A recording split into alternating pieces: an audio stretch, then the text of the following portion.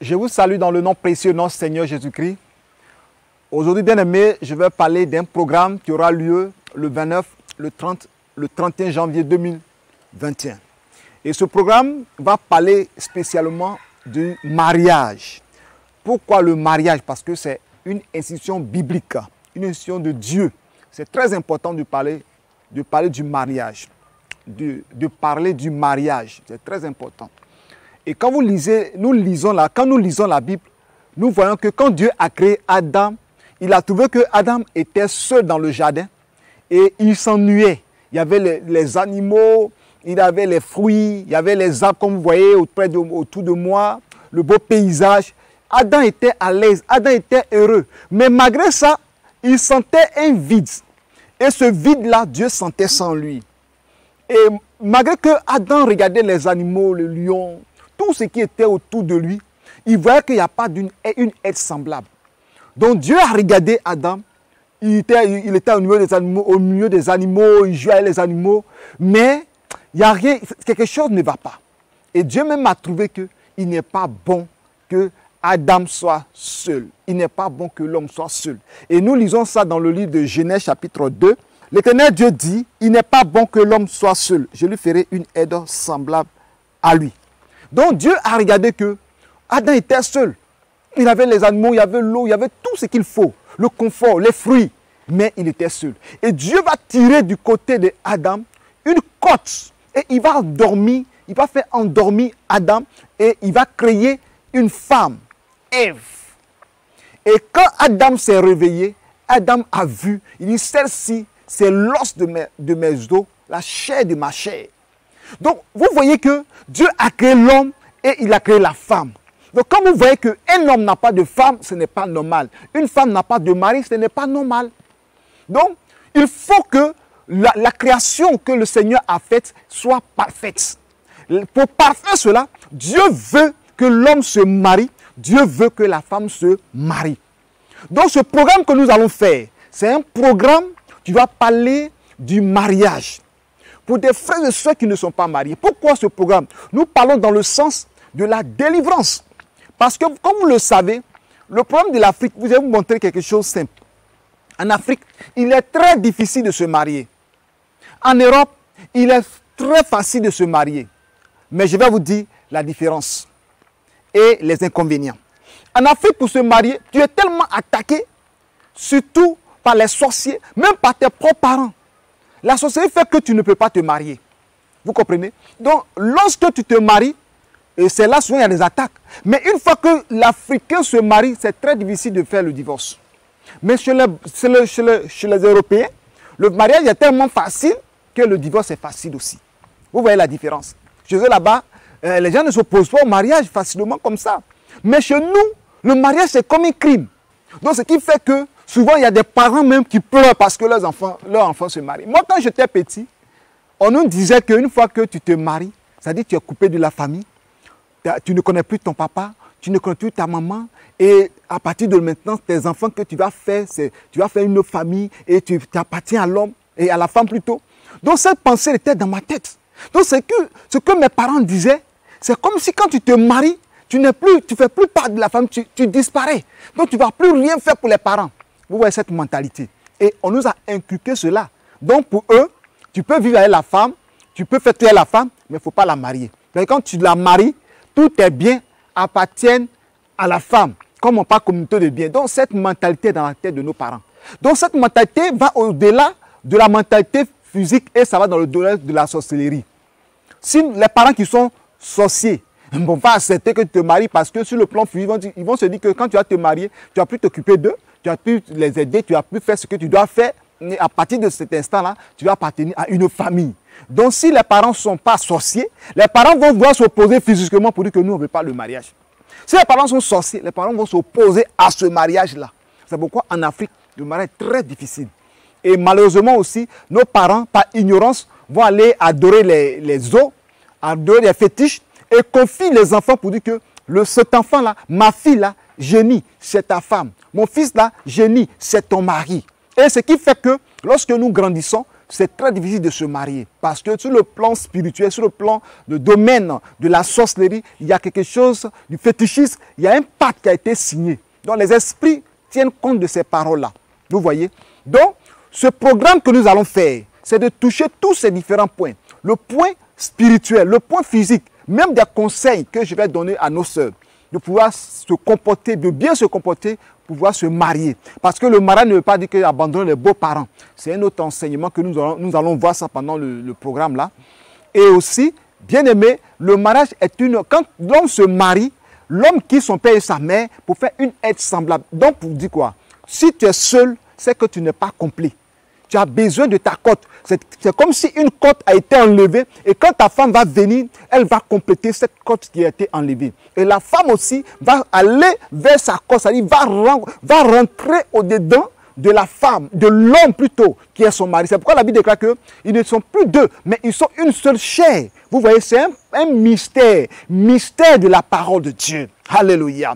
Donc, bien aimé, le mariage est très important. Une aide semblable. Il y a des hommes, leur vie est désordonnée. Ils ne savent pas faire beaucoup de choses. Mais dès qu'une femme rentre dans leur vie, vous allez voir qu'ils sont ordonnés, ils sont organisés.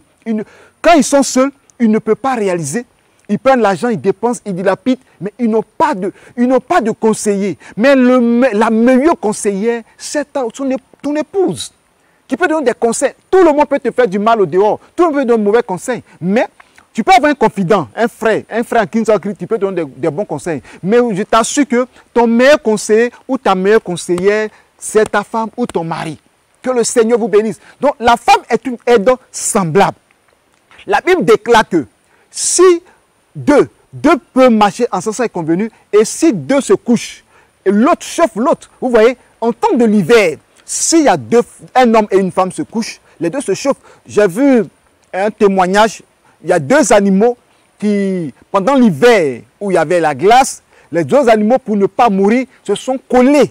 Et une femelle et puis une mâle se sont collés pour que la chaleur des deux puissent ne pas créer de dégâts dans leur corps, pour ne pas qu'ils meurent, pour ne pas qu'ils soient congelés. Donc, à cause des deux, se sont mis ensemble, se frotter pour créer une chaleur. Donc, c'est important. Sur le plan chaleur, sur le plan spirituel, sur le plan matériel, il est important de se marier. Donc, toi, ton avenir, Dieu a permis que tu aies une femme pour que vous devez marcher sur le même chemin. Vous voyez, depuis Adam et Ève, nous sommes des milliards de personnes. Donc, toi aussi, Dieu a dit de multiplier, de remplir la terre. Tu dois avoir des postérités. Or, le diable n'aime pas la multiplication. Le diable combat tout ce que Dieu dit. C'est pourquoi vous regardez bien. Le Seigneur a dit de soyez féconds et multiplier la terre.